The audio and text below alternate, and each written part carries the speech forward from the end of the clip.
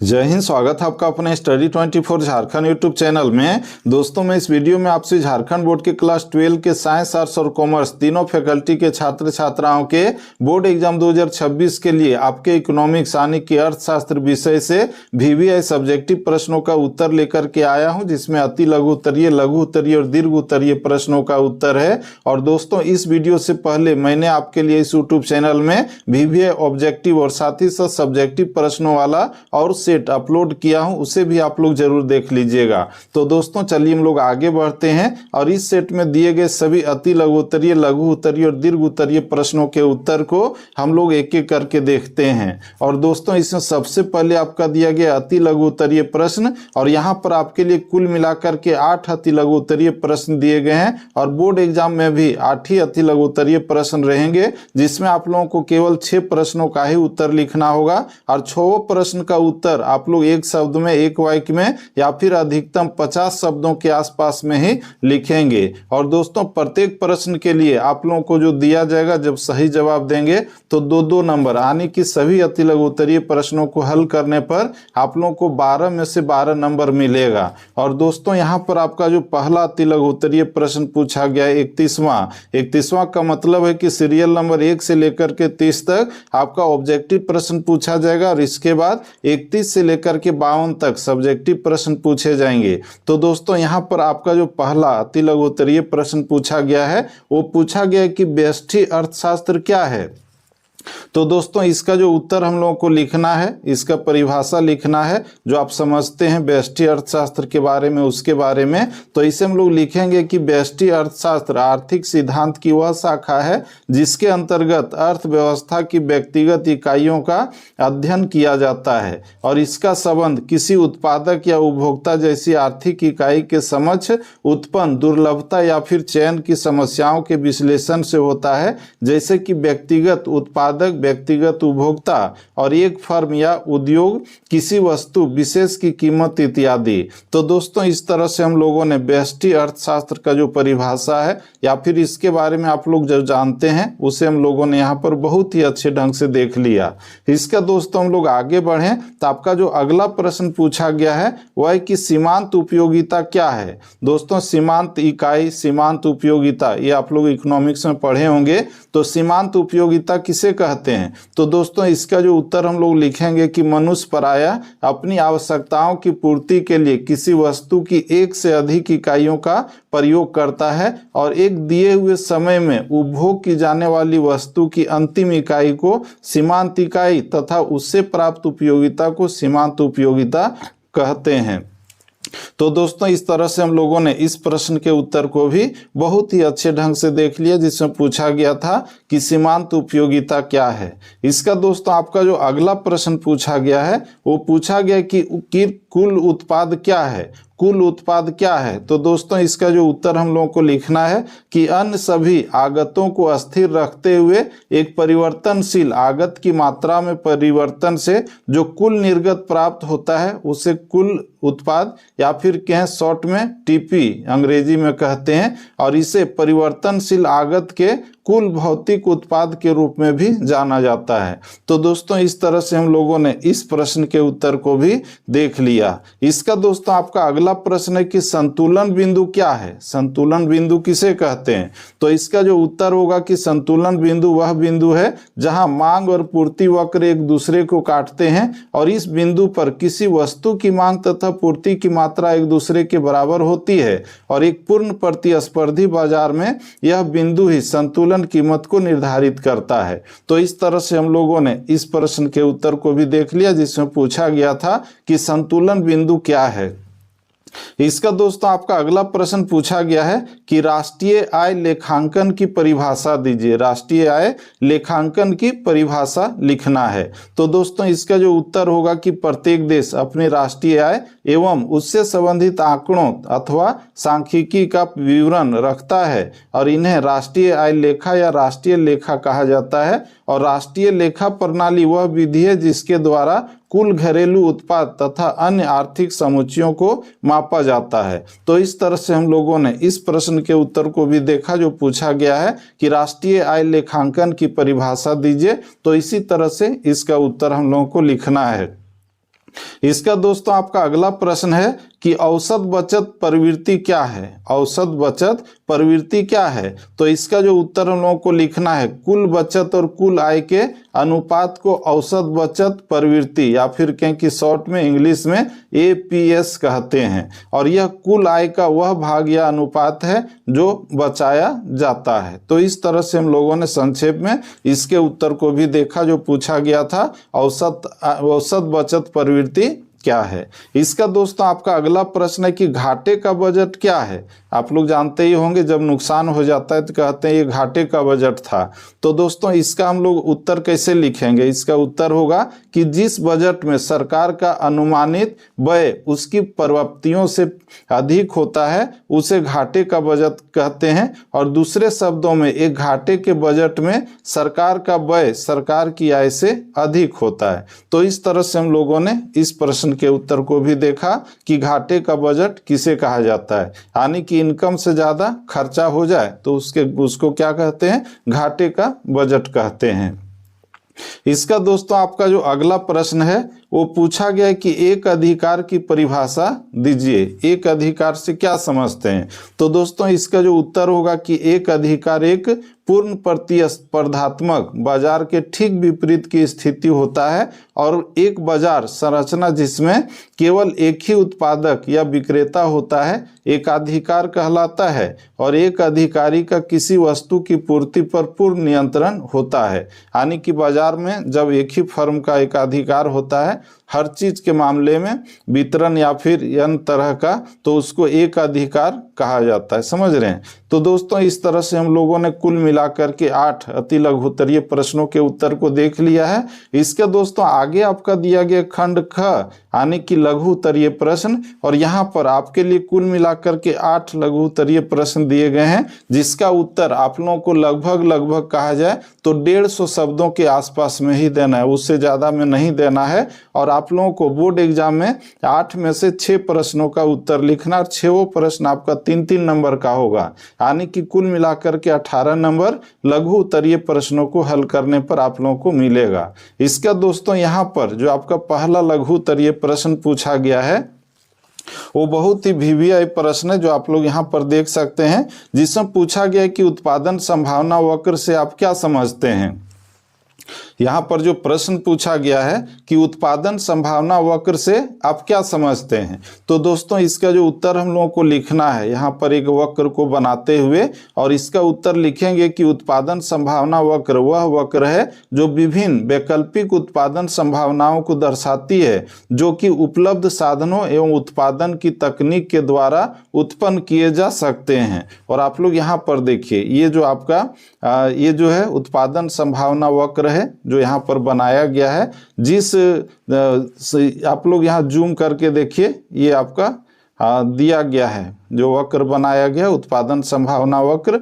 और इसके बारे में जो लिखना है हम लोगों को जो इस वक्र में दिया गया है, तो इसमें लिखना है कि उत्पादन संभावना वक्र से यह प्रतीत होता है कि OFA से घिरे हिस्से के अंदर वाले बिंदु के साधनों के अपूर्ण उपयोग अथवा या कुशल उपयोग को प्रदर्शित करता है और भीतरी स्थान से AF वक्र के किसी बिंदु पर खिसका उपलब्ध साधनों का संपूर्ण उपयोग दर्शाता है। और यह वक्र एक सीमा रेखा है जिसको उपलब्ध साधन पार नहीं कर सकते, और यदि समाज विकास के कारण साधनों में वृद्धि करने में सफल होगा तभी कोई नया वक्र बनेगा। और वक्र का दाईं ओर प्रतिस्थापन नया वक्र साधनों का विकास दर्शाता है। इसीलिए यह आर्थिक समस्याओं का प्रथम प्रयास स्पष्ट करता है जैसे क्या उत्पादन किया जाए। तो दोस्तों इस तरह से आपका जो यहाँ प्रश्न पूछा गया था कि उत्पादन संभावना वक्र से आप क्या समझते हैं, तो इसका उत्तर हम लोग इस तरह से लिखेंगे उत्पादन संभावना वक्र का इस तरह से चित्र बनाते हुए। ठीक है, तो इसके बाद दोस्तों हम लोग आगे बढ़ें तो आपका जो अगला प्रश्न पूछा गया है वो पूछा गया कि सामान्य वस्तुओं और घटिया वस्तुओं में क्या अंतर है। सामान्य वस्तुओं और घटिया वस्तुओं में क्या अंतर है, तो आप लोग यहाँ पर नाम से ही समझ गए होंगे कि सामान्य वस्तु किसे कहते हैं और घटिया वस्तु किसे कहते हैं, दोनों में क्या अंतर होता है। तो दोस्तों इसका जो उत्तर लिखेंगे कि सामान्य वस्तुओं और घटिया वस्तुओं में अंतर। और सबसे पहले हम लोग लिखेंगे सामान्य वस्तु के बारे में। और इसमें लिखना है कि समान वस्तुओं में आय मांग वक्र धनात्मक ढाल वाला होता है, अर्थात बाएं से दाएं ऊपर चढ़ता हुआ होता है, और श्रेष्ठ वस्तुओं का धनात्मक ढाल वाला आय व मांग वक्र यह बताता है कि उपभोक्ता की आय में प्रत्येक वृद्धि उसकी मांग में भी वृद्धि करती है तथा इसके विपरीत आय की प्रत्येक कमी सामान्य दशाओं में मांग में भी कमी उत्पन्न करती है। तो इस तरह से हम लोग सामान्य वस्तु के विशेषता को लिखेंगे। और इसके बाद आगे जो लिखना है घटिया वस्तु के बारे में, और इसमें लिखना है कि घटिया वस्तुएं वे वस्तुएं होती है जिन्हें उपभोक्ता नीच दृष्टि से देखते हैं और आय स्तर से पर्याप्त न होने पर उपभोग करता है, जैसे कि मोटा अनाज, वनस्पति घी, मोटा कपड़ा आदि। और ऐसी दशा में जैसे जैसे उपभोक्ता की आय में वृद्धि होती है वैसे वैसे उपभोक्ता इन घटिया वस्तुओं का उपभोग घटाकर श्रेष्ठ वस्तुओं की उपभोग में वृद्धि करने लगता है, अर्थात घटिया वस्तुओं के लिए आय मांग वक्र ऋणात्मक ढाल वाला बाएं से दाएं नीचे गिरता हुआ होता है। तो दोस्तों इस तरह से हम लोगों ने इस 40वें प्रश्न के उत्तर को भी देख लिया। इसका दोस्तों आपका जो अगला प्रश्न पूछा गया है वो पूछा गया है कि एक 3 क्षेत्रीय अर्थव्यवस्था में आय एवं उत्पादन के चक्रीय प्रवाह को समझाइए। तो दोस्तों इसका जो चक्रीय प्रवाह है चित्र बनाते हुए समझाना है हम लोगों को, ताकि आप लोगों को पूरा का पूरा 3 नंबर मिल जाए इस लघु उत्तरीय प्रश्न से। और इसको जो हम लोग लिखेंगे कि प्राचीन काल में प्रत्येक अर्थव्यवस्था बंद अर्थव्यवस्था ही होती थी और उस समय कोई भी देश आयात निर्यात नहीं करता था, क्योंकि प्रत्येक देश में अपनी आवश्यकताओं के अनुसार ही वस्तुओं का उत्पादन किया जाता था। और इस प्रकार की प्रणाली में 3 क्षेत्रों पर परिवार, व्यवसायिक क्षेत्र तथा सरकार के बीच ही आय का प्रवाह होता था। और उस समय विदेशों का देश की अर्थव्यवस्था में किसी प्रकार का हस्तक्षेप नहीं था। और 3 क्षेत्रों में आय के चक्रीय प्रवाह को निम्नलिखित चित्र के द्वारा दर्शाया गया है, जो आप लोग यहाँ पर देखिए चित्र में दर्शाया गया है। जूम करके हम लोग देखें तो यहाँ पर दिया गया है सरकार से लेकर के पूरे उपभोक्ता तक, यानी कि कर बचत, ऋण बचत, निवेश सब कुछ दिया हुआ है। इसका दोस्तों आप लोग इस प्रश्न के उत्तर को देख लिए, जिसमें आपका प्रश्न जो पूछा गया था कि एक 3 क्षेत्रीय अर्थव्यवस्था में आय एवं उत्पादन के चक्रीय प्रवाह को समझाइए। इसके बाद आपका जो अगला लघु उत्तरीय प्रश्न दिया गया है वो दिया गया है कि सीमांत उपभोग प्रवृत्ति को परिभाषित करें और इसका मान 0 से अधिक किंतु 1 से कम क्यों होता है, समझ रहे हैं। तो दोस्तों इसका जो फॉर्मूला के साथ जो आप लोग यहाँ पर देख सकते हैं इस तरह से हम लोगों को लिखना है। और इसको जो लिखना है कि आय में वृद्धि का वह भाग जिससे उपभोग पर व्यय किया जाता है सीमांत उपभोग प्रवृत्ति प्रदर्शित करता है। और दूसरे शब्दों में सीमांत उपभोग की प्रवृत्ति कुल उपभोग में परिवर्तन और कुल आय में परिवर्तन के अनुपात को व्यक्त करती है। और इसे जो है सूत्र में इस प्रकार व्यक्त किया जाता है, जो आप लोग यहाँ पर देख सकते हैं। इसका दोस्तों इसी में आगे जो हम लोगों को लिखना है कि उदाहरण के लिए यदि कुल आय में वृद्धि 10 करोड़ रुपये है तथा उपभोग में वृद्धि 7 करोड़ रुपये है, तो MPC बराबर 1/10 बराबर 0.7 होगा, समझ रहे हैं इसका सॉल्यूशन। और MPC का मूल्य हमेशा धनात्मक तथा इकाई 1 से कम होता है, अर्थात आय में होने वाली संपूर्ण वृद्धि उपभोग पर खर्च नहीं की जाती है। तो इस तरह से हम लोगों ने इस प्रश्न के उत्तर को भी देखा। इसका दोस्तों आपका अगला जो प्रश्न है बहुत ही VVI है, जिसमें पूछा गया कि केंद्रीय बैंक अंतिम ऋणदाता है, कथन को स्पष्ट करें। केंद्रीय बैंक का मतलब RBI, reserve bank of India के बारे में कहा गया है। तो इसका जो उत्तर हम लोग को लिखना है कि अंतिम ऋणदाता के रूप में केंद्रीय बैंक व्यावसायिक बैंकों की प्रमाणित प्रतिभूतियों पर पुनः बटे की सुविधा प्रदान करके इन्हें वित्तीय सहायता प्रदान करता है। और इसका अर्थ है कि केंद्रीय बैंक व्यावसायिक बैंकों को निम्न 2 प्रकार के ऋण देकर वित्तीय सहायता प्रदान करता है। और इसका जो अर्थ है कि केंद्रीय बैंक व्यावसायिक बैंकों को निम्न 2 प्रकार के ऋण देकर वित्तीय संकटों से बचाता है। समझ रहे हैं। और इसमें जो हम लोग लिखेंगे ए में कि व्यावसायिक बैंकों की प्रमाणित प्रतिभूतियों तथा विनिमय पत्रों को पुनः बटा लगाकर, और दूसरा में उनको प्रतिभूतियों के प्रति ऋण देकर। तो इस तरह से हम लोगों ने ये जो 43वां प्रश्न आपका पूछा गया था कि केंद्रीय बैंक अंतिम ऋणदाता है, कथन को स्पष्ट करें, तो इसका उत्तर हम लोगों को इस ढंग से लिखना है। इसका दोस्तों हम लोग आगे बढ़ें तो आपका जो अगला प्रश्न पूछा गया कि विदेशी मुद्रा की मांग एवं पूर्ति के 3 स्रोत बताइए। विदेशी मुद्रा की मांग एवं पूर्ति के 3 स्रोत क्या क्या हैं? तो दोस्तों इसका जो उत्तर हम लोगों को लिखना है कि एक देश निम्नलिखित कार्यों के लिए विदेशी मुद्रा की मांग करता है। किन किन कार्यों के लिए करता है? तो सबसे पहला है कि आयात का भुगतान करने के लिए दृश्य एवं अदृश्य सभी मदें शामिल की जाती है। ठीक है। दूसरा पॉइंट में विदेशी अल्पकालीन ऋणों का भुगतान करने के लिए, और तीसरा में विदेशी दीर्घकालीन ऋणों का भुगतान करने के लिए एक लेखा वर्ष की अवधि में एक देश को समस्त लेनदारियों के बदले जितनी मुद्रा प्राप्त होती है उसे विदेशी मुद्रा की पूर्ति कहते हैं। ठीक है। इसका दोस्तों हम लोग आगे बढ़ें तो इसी में जो लिखना है कि एक देश निम्नलिखित कार्यों के लिए विदेशी मुद्रा की पूर्ति करता है, और पहला में लिखना है कि निर्यात में दृश्य एवं अदृश्य सभी मदें शामिल की जाती है, और दूसरा में विदेशों द्वारा देश में निवेश के लिए। ठीक है। और अंतिम पॉइंट है कि विदेशों से प्राप्त भुगतान। तो इस तरह से हम लोगों ने इस 44वें प्रश्न के उत्तर को देखा जिसमें आपका पूछा गया था कि विदेशी मुद्रा की मांग एवं पूर्ति के तीन स्रोत बताइए। तो ये हम लोगों ने देख लिया। ठीक है।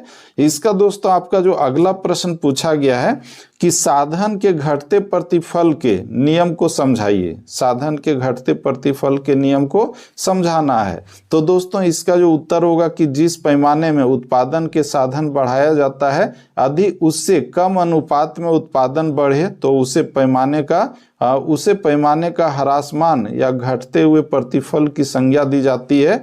जैसे यदि साधन को 10% बढ़ाया जाता है तथा उत्पादन जब 7% से बढ़ता है तो ऐसी स्थिति को पैमाने के घटते प्रतिफल की संज्ञा दी जाती है। और जब सभी साधनों को एक ही अनुपात में बढ़ाया जाता है लेकिन उत्पादन में कम अनुपात में वृद्धि होती है तो उत्पादन की प्रक्रिया में घटता हुआ प्रतिफल लागू होता है। ठीक है। तो इस तरह से हम लोगों ने इस प्रश्न के उत्तर को देखा जो आपका पूछा गया है कि साधन के घटते प्रतिफल के नियम को समझाइए। तो यही इसका नियम है। ठीक है। जो हम लोग यहाँ पर पूरे उदाहरण के साथ देख लिए। इसका दोस्तों आपका जो अगला प्रश्न पूछा गया है वह कि पूर्ण प्रतिस्पर्धा तथा एक अधिकार में अंतर बताइए। दोनों में क्या अंतर है? पूर्ण प्रतिस्पर्धा तथा एकाधिकार में। तो दोस्तों इसका जो उत्तर लिखेंगे कि पूर्ण प्रतिस्पर्धा तथा एकाधिकार दोनों बाजार की 2 चरम सीमाएं हैं। बाजार की 2 चरम सीमाएं हैं जो वास्तविक जीवन में बहुत कम देखने को मिलती है, और इन दोनों में मुख्य अंतर निम्नलिखित हैं। कौन कौन से अंतर हैं? तो पहला अंतर, पूर्ण प्रतिस्पर्धा में किसी वस्तु के विक्रेताओं की संख्या बहुत अधिक होती है, लेकिन एकाधिकार के अंतर्गत उस वस्तु का केवल एक ही उत्पादक या विक्रेता होता है। समझ रहे हैं। इसका दोस्तों जो दूसरा अंतर है वह है कि पूर्ण प्रतिस्पर्धा में प्रतिस्पर्धा पूर्ण होती है जबकि एकाधिकार में प्रतिस्पर्धा अथवा प्रतियोगिता शून्य होती है। इस प्रकार पूर्ण प्रतिस्पर्धा एक सिरे की स्थिति है तथा एकाधिकार दूसरे सिरे की स्थिति है। इसका दोस्तों अगला जो लिखेंगे तीसरे पॉइंट में कि पूर्ण प्रतिस्पर्धा की अवस्था में किसी वस्तु की स्थानापन्न वस्तुएं उपलब्ध रहती है लेकिन एकाधिकारी की वस्तु का स्थानापन्न नहीं होता है। ठीक है। तो इस तरह से हम लोगों ने इस प्रश्न का जो 3 पॉइंट था उसको देखा। इसका दोस्तों चौथा जो अंतर हम लोगों को लिखना है कि पूर्ण प्रतिस्पर्धा के अंतर्गत किसी उपभोग में उत्पादकों को प्रवेश एवं बहिर्गमन की स्वतंत्रता होती है, लेकिन एकाधिकार की स्थिति में नए उत्पादकों के प्रवेश पर प्रभावपूर्ण प्रतिबंध होते हैं। तो दोस्तों इस तरह से हम लोगों ने देख लिया जिसमें आपका जो पूछा गया था हम लोग जो देख रहे थे कि आपका जो प्रश्न था कि पूर्ण प्रतिस्पर्धा तथा एकाधिकार में क्या अंतर है, तो इसमें लोगों ने 3 अंतर को यहाँ पर देखा। ठीक है।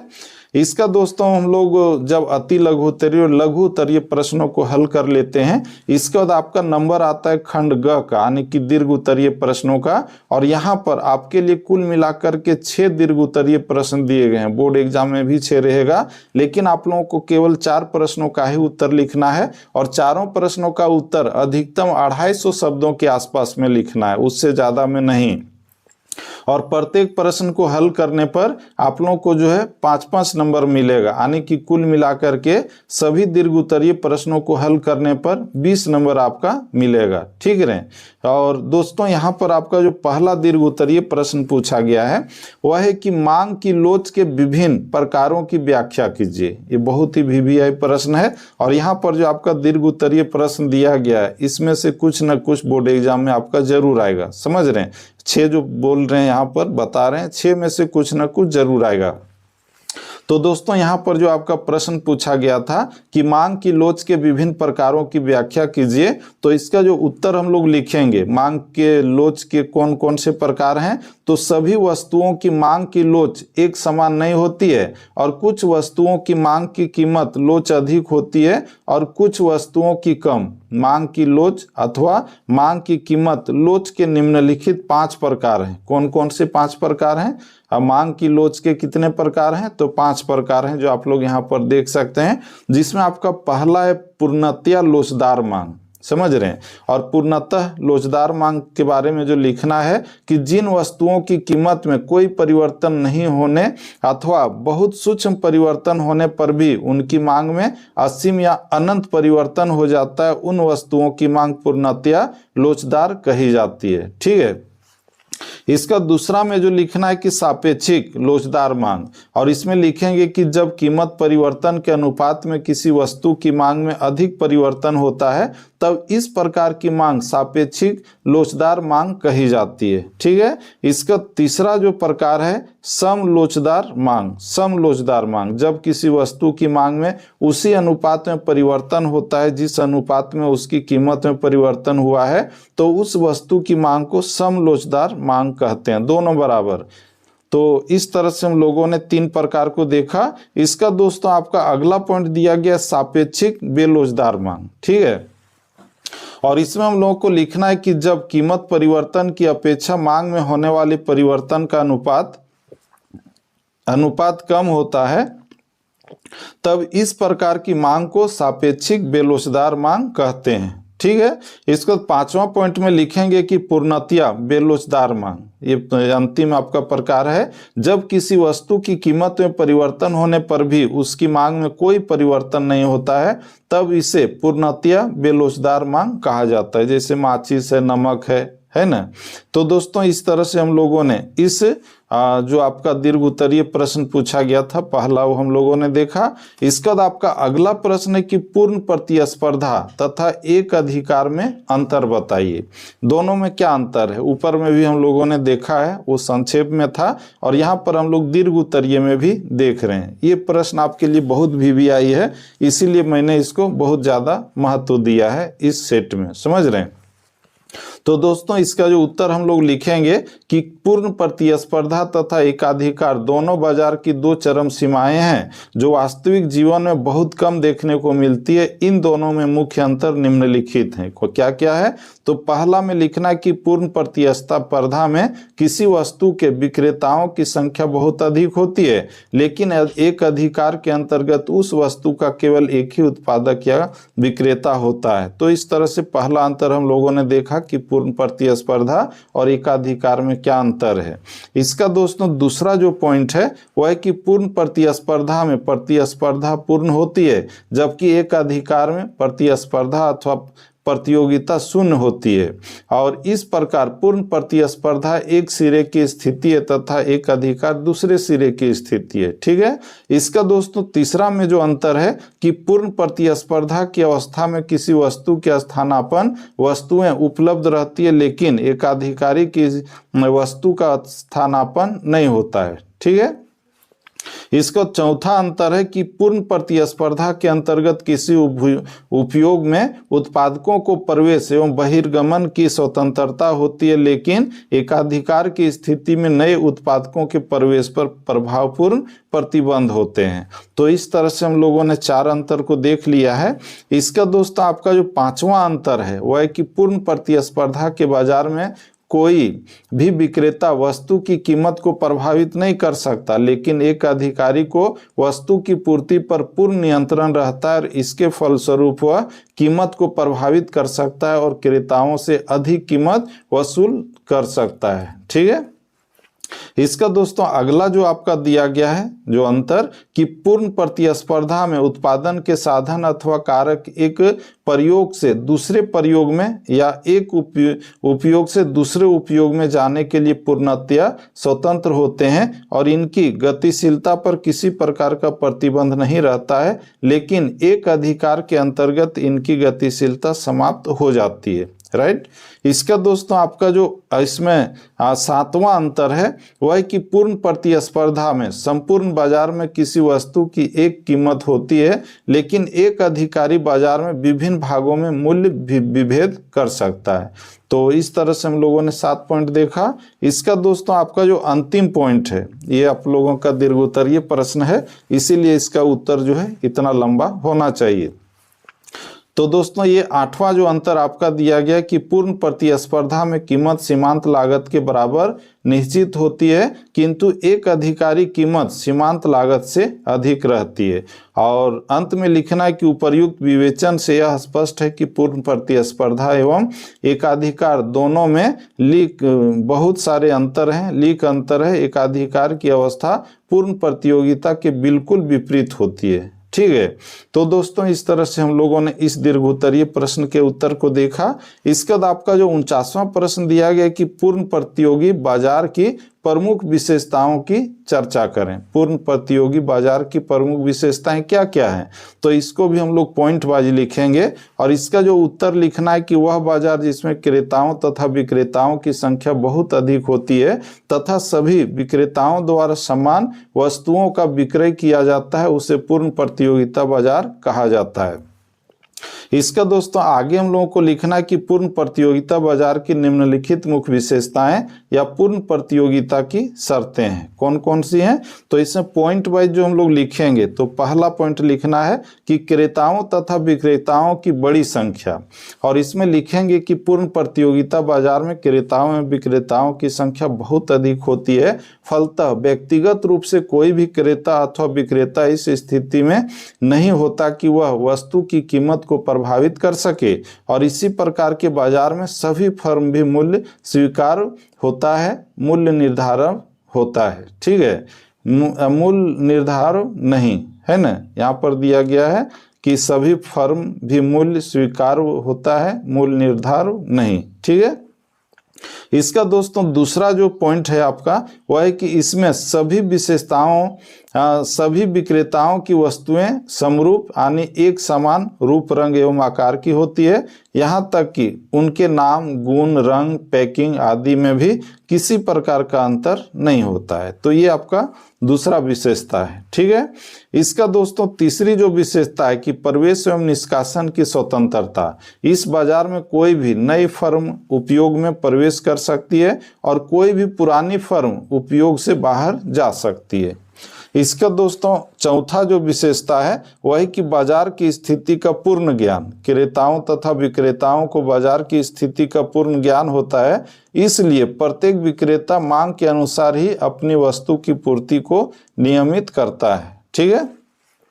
इसका दोस्तों पांचवा जो विशेषता लिखेंगे यह हस्तक्षेप नीति, और इसमें दिया गया है कि क्रेताओं और विक्रेताओं पर वस्तु के क्रय तथा विक्रय के संबंध में कोई प्रतिबंध नहीं होता, अर्थात बाजार में यह हस्तक्षेप नीति अपनाई जाती है। तो दोस्तों इस तरह से ये आप लोगों का पांचवा पॉइंट था। इसका छठा पॉइंट में लिखेंगे विक्रय लागत की अनुपस्थिति। ठीक है। और इसमें लिखना है कि इस बाजार में यातायात लागत तथा अन्य प्रकार की लागत जैसे विज्ञापन व्यय आदि विक्रय लागतों का अभाव होता है। ठीक है। इसके बाद अंतिम पॉइंट लिखना है समान कीमत। संपूर्ण बाजार में वस्तु की एक ही कीमत प्रचलित होती है और इसी कारण फर्म की औसत आय यानी कि AR, सीमांत आय यानी कि MR दोनों कीमत समान होती है। तो दोस्तों इस तरह से हम लोगों ने इस प्रश्न के उत्तर को भी देख लिया। इसका दोस्तों आपका जो अगला प्रश्न है 50वां प्रश्न, वह है कि व्यावसायिक बैंक से आप क्या समझते हैं। व्यावसायिक बैंक के कार्यों का वर्णन करें। यहाँ जो पूछा गया है कि व्यावसायिक बैंक से आप क्या समझते हैं, व्यावसायिक बैंक के कार्यों का वर्णन करें। तो इसका जो उत्तर हम लोग लिखेंगे व्यावसायिक बैंक के अर्थ, इसका अर्थ क्या है। यहाँ जो पूछा गया था ना व्यावसायिक बैंक से आप क्या समझते हैं, तो सबसे पहले इसका अर्थ लिखेंगे जो हम समझ रहे हैं। और इसमें लिखना है कि व्यावसायिक बैंक वे बैंक होते हैं जो जनता, व्यवसायियों और सरकार को वित्तीय सेवाएं प्रदान करते हैं और इनका मुख्य उद्देश्य ग्राहकों से जमा स्वीकार करना, ऋण देना और अन्य बैंकिंग सेवाएं प्रदान करना होता है। और ये बैंक देश की आर्थिक प्रणाली का एक महत्वपूर्ण हिस्सा होते हैं क्योंकि ये पूंजी का प्रवाह बनाए रखते हैं और आर्थिक विकास में सहायक होते हैं। तो इस तरह से व्यावसायिक बैंक का जो अर्थ है उसे लिखना है। ठीक है। इसका दोस्तों व्यावसायिक बैंक के कार्य क्या हैं, तो इसका जो कार्य है एक एक करके पॉइंट वाइज लिखेंगे, जिसमें लिखना है व्यावसायिक बैंक के कार्य। और पहला पॉइंट लिखेंगे जमा स्वीकार करना। और व्यावसायिक बैंक विभिन्न प्रकार के खातों जैसे कि बचत खाता, चालू खाता और सावधि जमा खाते के माध्यम से ग्राहकों से धन जमा करते हैं। इसका दूसरा जो है ऋण प्रदान करना। ये बैंक व्यक्तियों, व्यापारिक संगठनों और सरकार को ऋण प्रदान करते हैं और ऋण विभिन्न प्रकार के हो सकते हैं जैसे कि व्यक्तिगत ऋण है, व्यापार ऋण है, आवास ऋण है, समझ रहे हैं ना, जिसको इंग्लिश में लोग कहते हैं पर्सनल लोन। इसके बाद प्रोफेशनल लोन है, इसके बाद होम लोन है। तो इस तरह से ऋण प्रदान किया जाता है। इसका दोस्तों तीसरा पॉइंट लिखना है ऋण सृजन। और इसमें लिखेंगे कि जब बैंक जमा की गई राशि का एक बड़ा हिस्सा ऋण के रूप में जारी करते हैं तो वे नए धन की सृजन प्रक्रिया में योगदान देते हैं जिससे बाजार में तरलता बनी रहती है। तो ये तीसरा काम था व्यावसायिक बैंक का। इसका दोस्तों चौथा जो लिखना है कार्य वह है विनिमय सेवाएं। बैंक ग्राहकों को cheque, draft, credit card, debit card जैसी सुविधाएं प्रदान करते हैं जिससे व्यापारिक लेन देन सुगम होता है। तो ये जो है व्यावसायिक बैंक का काम था, चौथा काम। इसका दोस्तों जो पांचवा काम है वो है विनिमय दर और विदेशी मुद्रा विनिमय। और इसमें लिखेंगे कि व्यावसायिक बैंक विदेशी मुद्रा का आदान प्रदान करते हैं और आयात निर्यात करने वाले व्यापारियों को विदेशी मुद्रा संबंधी सेवाएं प्रदान करते हैं। इसका 6 पॉइंट में निवेश सेवाएं। और इसमें लिखेंगे कि ये बैंक अपने ग्राहकों को म्यूचुअल फंड, शेयर बाजार निवेश और अन्य वित्तीय योजनाओं में निवेश की सुविधाएं देते हैं। इसका 7वां पॉइंट है सुरक्षा और लॉकर सुविधा, जिसमें लिखेंगे कि बैंक ग्राहकों को उनकी मूल्यवान वस्तुओं और दस्तावेजों को सुरक्षित रखने के लिए लॉकर सुविधा भी प्रदान करते हैं। तो इस तरह से हम लोगों ने पॉइंट वाइज देख लिया। इसके बाद निष्कर्ष में लिखना है कि व्यावसायिक बैंक किसी भी अर्थव्यवस्था के विकास में महत्वपूर्ण भूमिका निभाते हैं और ये वित्तीय स्थिरता प्रदान करने के साथ साथ पूंजी निर्माण और विकास प्रक्रिया को गति देते हैं। और दोस्तों जो व्यावसायिक बैंक है उसका आप लोग कुछ उदाहरण कमेंट में बता सकते हैं, कौन कौन से व्यावसायिक बैंक हैं, जैसे कि भारतीय स्टेट बैंक या फिर और भी बहुत सारे हैं। तो कमेंट में आप लोग जरूर बताइएगा। ठीक है। इसका दोस्तों आपका जो अगला प्रश्न है वह है कि बजट कितने प्रकार के होते हैं, उनके गुण एवं दोषों की विवेचना कीजिए। बजट कितने प्रकार के होते हैं और उनके गुण और दोष कौन कौन से हैं। तो दोस्तों बजट के प्रकार और उनके जो गुण दोष हैं उसमें सबसे पहले हम लोग लिखेंगे बजट का अर्थ। बजट का क्या अर्थ है, तो बजट एक अनुमानित वित्तीय योजना है जिसमें सरकार या किसी संस्था की आय और व्यय का विवरण होता है।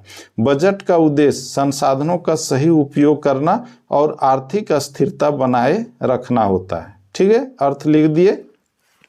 इसके बाद बजट का जो प्रकार है वो लिखेंगे। बजट के प्रकार, पहला प्रकार है संतुलित बजट। जब किसी सरकार की अनुमानित आय और व्यय समान होते हैं तो उसे संतुलित बजट कहा जाता है, न घाटा न नुकसान।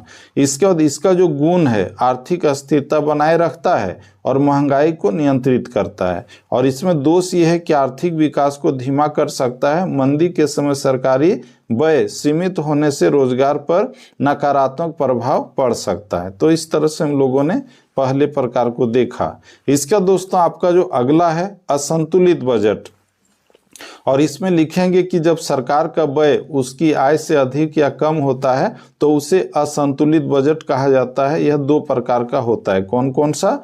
तो इसमें पहला जो आपका है वह है राजस्व अधिशेष बजट। जब सरकार की आय व्यय से अधिक होती है तो राजस्व अधिशेष बजट कहते हैं। दूसरा में राजस्व घाटा बजट, जब सरकार या व्यय आय से अधिक होता है और इसका जो गुण है सरकार को अधिक व्यय करने और अर्थव्यवस्था को प्रोत्साहित करने की सुविधा देता है। और दोष ये है कि घाटा बजट महंगाई और ऋण बोझ को बढ़ा सकता है। अधिशेष बजट से विकास परियोजनाएं प्रभावित हो सकती है। ठीक है, तो इस तरह से हम लोगों ने इसको देखा। इसके बाद तीसरा जो प्रकार है पूंजीगत बजट, और इसमें सरकार की दीर्घकालिक परिसंपत्तियों जैसे कि बुनियादी ढांचे, सड़क, बांध, पुल आदि पर खर्च का विवरण होता है। और इसका गुण है कि दीर्घकालिक आर्थिक विकास को बढ़ावा देता है, औद्योगिक विकास और रोजगार के अवसर उत्पन्न करता है। और इसका जो दोष है अधिक व्यय के कारण सरकारी ऋण बढ़ सकता है। ठीक है, इसका दोस्तों जो चौथा प्रकार है बजट का वह है राजस्व बजट। राजस्व बजट क्या है? राजस्व बजट। और इसमें सरकार की नियमित आय और व्यय का विवरण होता है जैसे कि कर संग्रह और वेतन भुगतान। और इसका जो गुण है यह सरकार के दैनिक कार्यों के लिए आवश्यक वित्तीय संसाधन प्रदान करता है। और दोष यह है कि यदि कर अधिक हो तो नागरिकों पर बोझ बढ़ सकता है। तो इस तरह से हम लोगों ने जो बजट का 4 प्रकार है उसे देखा और उसका गुण और दोष को भी देखा।